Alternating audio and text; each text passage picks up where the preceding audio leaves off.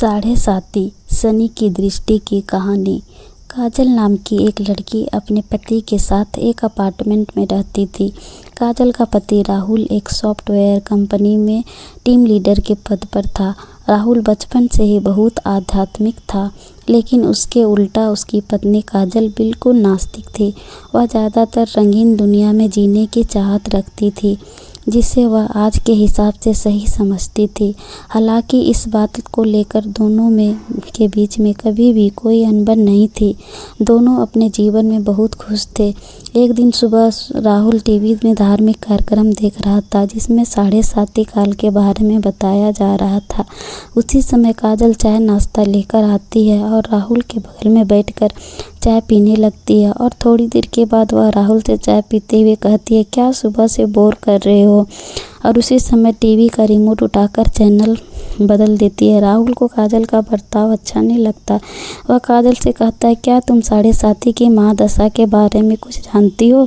बकवास तुमने उसे बकवास समझ लिया। धर्म की बातें समझने के लिए आस्था लगती है, लेकिन तुम तो बिल्कुल नास्तिक हो। लेकिन तुम्हें किसी और की भावनाओं को तकलीफ देने का हक नहीं है। काजल को राहुल के बात से ग्लानि महसूस होती है और वह राहुल से माफ़ी मांगते हुए वही शनि भगवान का कार्यक्रम टीवी में दोबारा से लगा देती है। राहुल काजल को बहुत प्यार करता था। वह मुस्कुराते हुए कहता है, अरे कोई बात नहीं, चलो आज शनि मंदिर चलते हैं। वैसे काजल को मंदिर जाने में कोई दिलचस्पी नहीं थी, लेकिन वह राहुल का दिल रखने के लिए मंदिर जाने को तैयार हो जाती है। दोनों एक साथ बाइक में मंदिर पहुंच जाते हैं। मंदिर के आसपास बहुत सी छोटी दुकानें लगी होती है। दुकानों में भक्त अपनी पसंद की चीज़ें खरीद रहे होते हैं। राहुल प्रसाद खरीदकर मंदिर की तरफ चलने लगता है। वहीं सीढ़ियों पर एक बाबा काले कपड़े पहने हुए बैठे थे। राहुल उनके कटोरे में कुछ पैसे डाल देता है और काजल के साथ मंदिर चला जाता है। मंदिर में शनि भगवान के दर्शन करने के बाद पुजारी से प्रसाद लेकर दोनों सीढ़ियों से नीचे उतरने लगते हैं और जैसे ही वह नीचे आते हैं, वही बाबा काजल को देखकर कहते हैं, बेटी अपना ध्यान रखना। काजल बाबा को प्रणाम करके राहुल के साथ घर आ जाती है।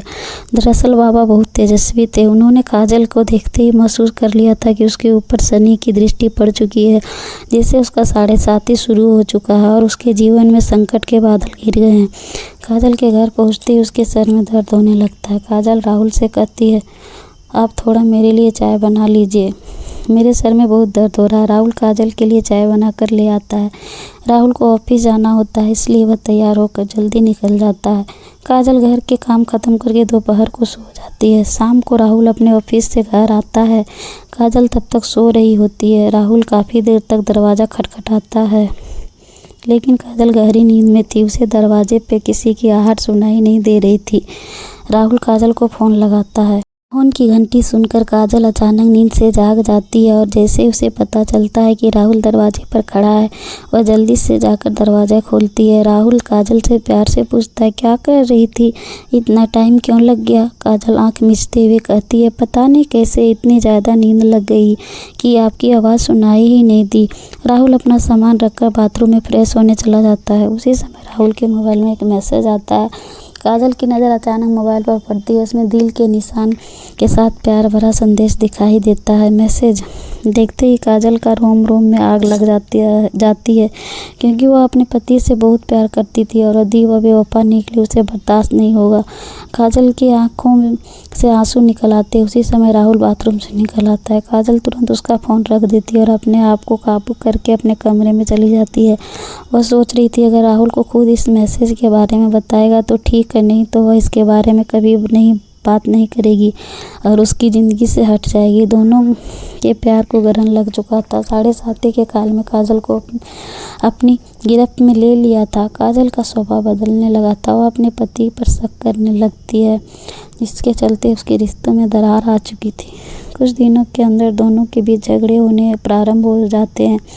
राहुल काजल को समझाने की बहुत कोशिश करता है, लेकिन काजल का दिमाग में तो मैसेज घूम रहा होता है।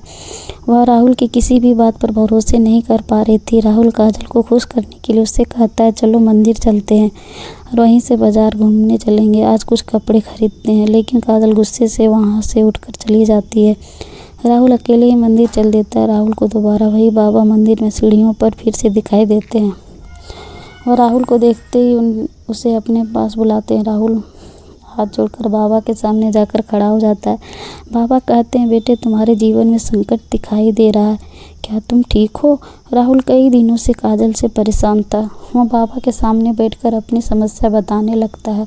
हालांकि बाबा काजल के साढ़े साथी के योग के बारे में पहले से परिचित थे, इसलिए वह राहुल को काजल के ऊपर आए हुए संकट के बारे में बता देते हैं और कष्ट से मुक्ति के लिए उपाय बताते हुए कहते हैं कि तुम्हारी पत्नी को शनि भगवान की विशेष पूजा करनी होगी, जिसके बाद वह सामान्य स्थिति में आ जाएगी।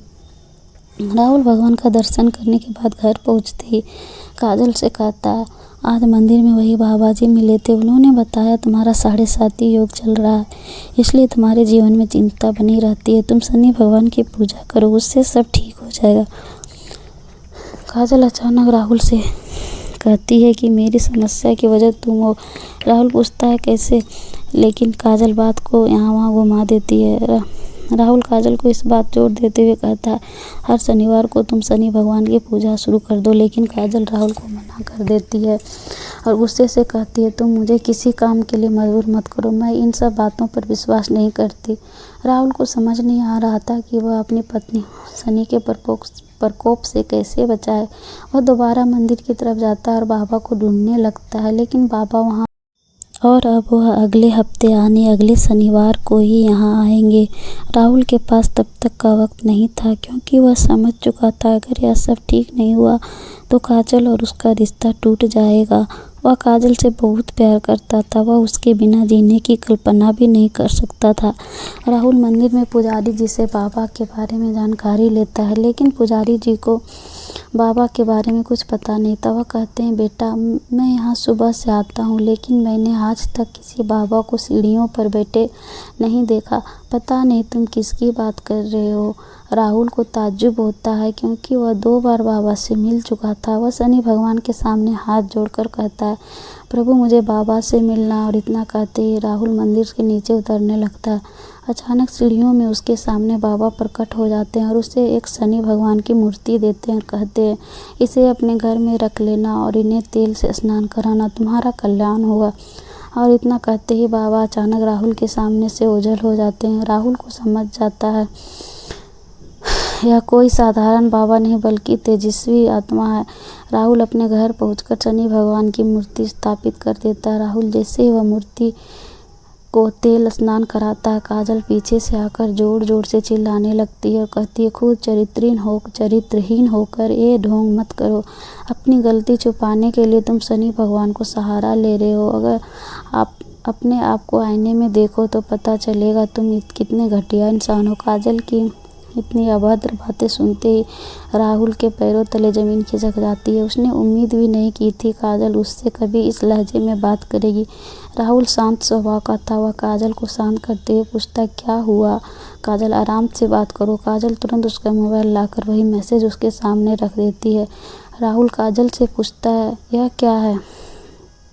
काजल तुरंत कहती है, तुम बताओ यह क्या है और कौन है जिसने तुम्हें यह मैसेज भेजा है। राहुल काजल को बात सुनकर मुस्कुराने लगता है और कहता है, अरे पागल, यह मैसेज उस लड़की ने मुझे नहीं भेजा है, बल्कि कंपनी में काम कर रहे हैं मेरी टीम की एक लड़के ने उस लड़की को भेजा था और उस लड़की ने मुझे शिकायत करने के लिए मैसेज मुझे फॉरवर्ड किया था। यह बात सुनते ही काजल का दिमाग शून्य हो जाता है। उसे कुछ समझ नहीं आता। वह ज़मीन पर बेसुध होकर बैठ जाती है। राहुल उसके बगल में बैठकर उसका हाथ पकड़कर पूछता है, क्या तुम इतने दिनों से इस मैसेज की वजह से मुझसे झगड़ा कर रही थी? तुम पागल तो नहीं हो गई हो? एक बार मुझसे पूछ लिया होता, मैंने तुम्हारे अलावा किसी और लड़की के बारे में सोच भी नहीं सकता। काजल जोर जोर से रोने लगती है और राहुल के गले लग जाती है। अनजाने में ही सही, लेकिन शनि भगवान की कृपा से काजल को साढ़े साथी का योग से छुटकारा मिल जाता है। दोनों के जीवन में फिर खुशियां का न्योता हो चुका था। शनि भगवान के विराजमान होते ही दोनों के बीच झगड़े की वजह समाप्त हो चुकी थी और उनके जीवन में खुशियां ने फिर से दस्तक देना शुरू कर दिया था और दोनों के बीच कष्टों की समाप्ति के साथ ही धर्म की यह कथा समाप्त भी हो जाती है। अगर कहानी पसंद आए तो लाइक सब्सक्राइब करना नहीं भूलें।